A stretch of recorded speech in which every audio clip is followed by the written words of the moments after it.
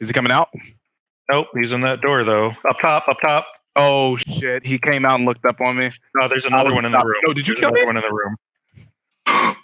Did you? Oh my god! Did you kill me? You did, didn't you?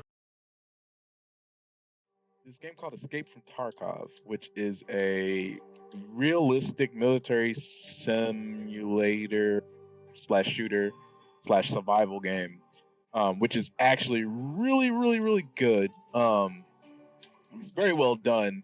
Uh, they did a server wipe, and they do this not frequently, but they do this every so often, so that people get a chance to get into the game again, and people that have just accumulated a wealth of gear and items. It makes it fun and engaging again. And gives them a sense of danger.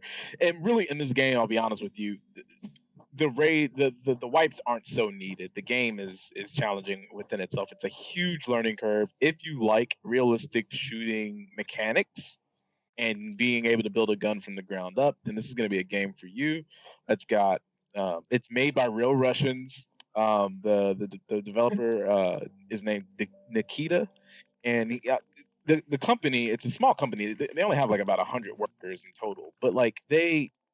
Hold on, I'm actually playing right now. Sorry guys, and there's a laser pointed down this fucking hallway, and Well, so Glad I'm about to blast this guy's face. we're all thoroughly focused. Yeah. So it's basically, 2 days after Christmas. Nobody's all together. I don't think.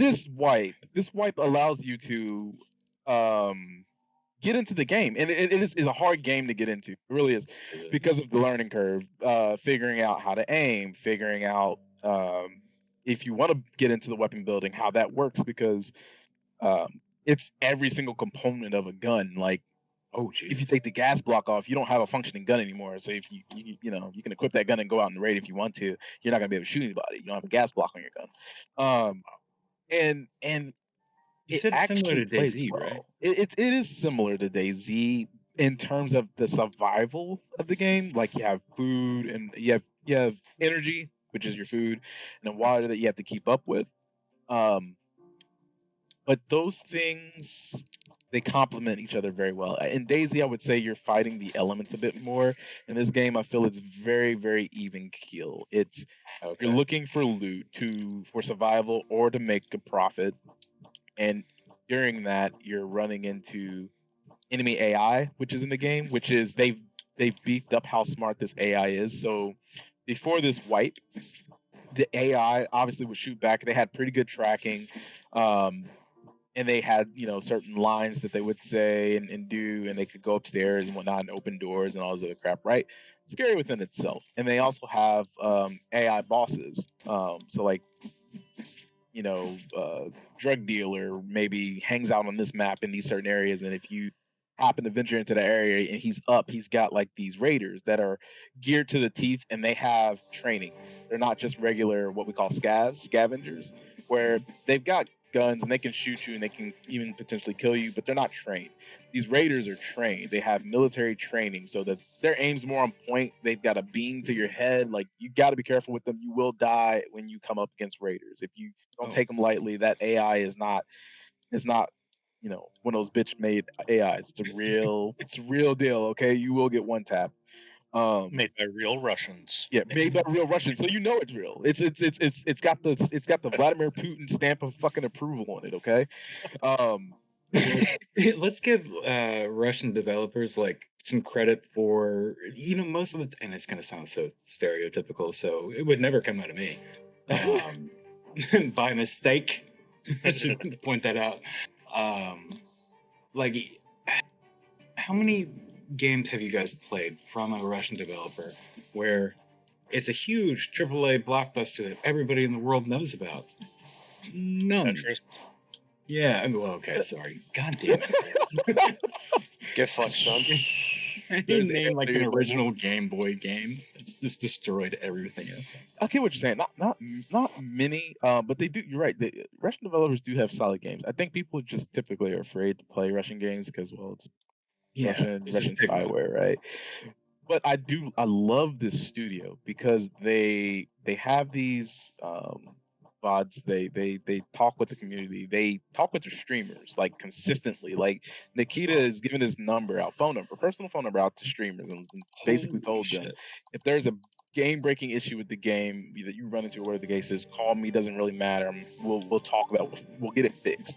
And this game has come for such a long way. It's still in beta technically, and they still have a lot of things they need to fix with it. But it's come such a long way. And I think it's really exciting, especially for this fight, because of things that they're adding in and what they're getting ready to drop. They're getting ready to drop this huge map called Streets of Tarkov.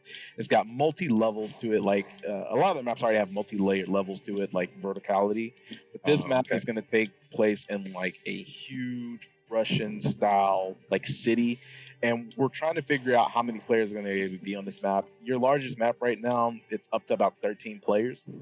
And I know that sounds like that's not a lot, 13 to 14 players. I know that sounds like not a lot of players, but when you factor in the enemy AI on top of those players and the fact that when I say you can completely kit out your gun with real life and everything that, and almost everything that's, actually, no, I'll take that back. Everything that's in this game is a real life item. So the scopes, they're real items. The guns, they're real Russian items. They're real, U.S. items.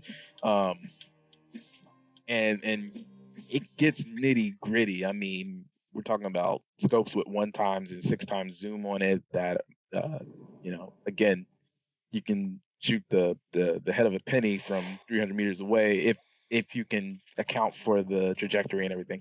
It gets that detailed. I'm gonna play it now. So it's a really fun game to get into if you have the time and you want to sink your teeth into a really good shooter that's also a survival game.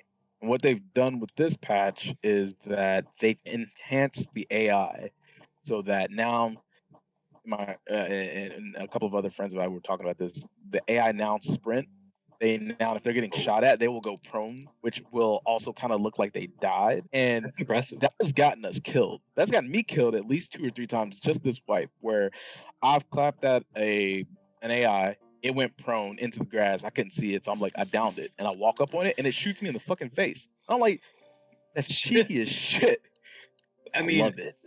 I was just gonna say, is it the kind of improvement where even though it kills you, you're more excited because it gets you into the game. It's not, It's one of those things where like if the AI wasn't this good, and it still has its AI moments where like it looks at you for 5 seconds before it starts shooting sometimes because it's like it's surprised that you're there and you're surprised and you're both looking at one another like, do we shoot?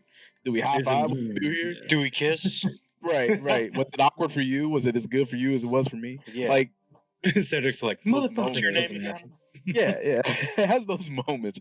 But no, I think it generally makes the game better because even if for whatever reason you don't run into a player that round, and again, that's rare, you still have these engaging fights and stories to tell with your friends about, oh man, I wiped out these enemy scavs and got this big ass drop, that they had on them. They had these items that sell in the marketplace for whatever amount of money, or now we can go do this because I have this item. And there's a questing system in the game as well, which is really cool. So it adds to the gameplay. And then they've added in another type of AI that's got everyone jazzed. They're called occultists. And they only can be seen during certain times at night. So these maps have 2 settings. They have a day mode and a night mode. And depending on when you drop, it's based off time, military time. So if you drop anywhere between, I think they said, 11 p.m. and 3 a.m., there's these new AIs called occultists. That's when my cult normally meets. Yeah, that's just standard cult meeting, right? Those time frames work for everybody. You still They're gotta have a universal. job, you know? Yeah, exactly. You gotta blend in with the people. Otherwise, they're gonna know you're a part of a cult. Duh. No, you gotta pay fucking rent. Shit, this venue ain't gonna Like, rent you want to join the itself. cult, but you work third shift? Nope. Fuck I'll right make off it with work. that. So they sneak up on you. Like So is it literally, kind of they like prone. the clan members in like Red Dead Redemption 2? Almost. They're not clan members. Remember, this is Russia, or this is a Russian world spinoff, right? Like, you still have the quote unquote U.S. and you have the quote unquote Russian side. Like, you have Bear and you have the USEC. Bear is Russian, USEC is the U.S. But they're kind of this in between. We don't know much about them yet. And that's what's really interesting is because now this is starting to get fleshed out. They're starting to become a little bit. There's lore to it. So the Not- story they're kind of bleeding in as they go. It's been in beta for a long time, hasn't it? It has for a couple of years now, but I would say last year and this year, maybe even a year before last, it really started to pick up traction, and now it's really got a lot of steam and momentum. It's got a really good following right now, and rightfully so. They've worked their ass off to get this game built up to that point. So can people? You said it was in beta, but can people? Is it an open or a closed or a purchase beta? It's a purchase beta. It's open now. So they've got multiple tiers. But I think the lowest tier it's on sale right now. And it may be $30 right now. I think it's about 30 or $40, and it's honestly worth it for a game in beta. It's fleshed out. I've played worse betas that I paid more for than this for sure. And so Like it's something you Cyberpunk. can pick up from their website. Oh, Careful, those fanboys might hurt you. Yeah, that's true. The White Knights come for you on that album. Yep. They've done something else. I mean, we can move on from this here in a moment, but they've done something else that I think is actually super ambitious. And this is just goes to show that little studios are getting shit done that AAA studios couldn't even hope to dream to get done. They've come out with a YouTube series called The Raid, and it is go watch it. Even if you're not going to play this game, go watch. There's 4 episodes out, and it is the most intense thing you'll watch from not indie developers, but just amateur filmmakers, and it ties into the game. It's basically how the game plays. It's on the maps that the game is played on, and they're starting to build a story from these YouTube videos, and they're like 40 minutes long. And these raids, I'm telling you, it's just called The Raid, episodes 1 through 4, and that's super ambitious because again, they're making this game, they're fleshing this game out, and then they're making these videos, these short movies, these short like episodes. It's a Netflix episode basically about what's happening in this world. And it's not just like, oh, this group overthrew this, and it's not like a history lesson. No, I'm talking like about The people getting Division? their face blown off in this fucking video, and they're being tactical about it. And it's really good. Is it like live action or did they do it? It's live action. It's the production behind it for a studio of just about, again, I'm saying they might have 100 employees, maybe. That's really maybe. impressive. Like it's good. Yeah. when you said indie, like have you ever seen the the YouTube series Astartes? It's like 1 through 5. It's way shorter. It's like 15 minutes long for all 5 of them, but it was made by like one dude, and that shit was really impressive. So I wasn't sure like if you meant that it was like 40 minutes long though in live action. That is a lot. That's a feature film they're making. 40 minutes amongst that long, game. live action, real gear, I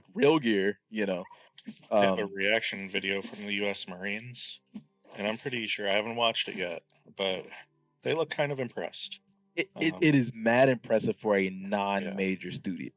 And honestly, I really hope it gets picked up, because I can tell you right now, like, I'm always, whenever they come out with a new episode, I'm always surprised. I drop everything and I watch it because it's that good. And it has you on pins and needles, like people getting shot left and right, nonstop action. They talk about some of the guys that went off to fight this fight, their families, and like what they told their wives and their wives that, crazy shit. Crazy shit.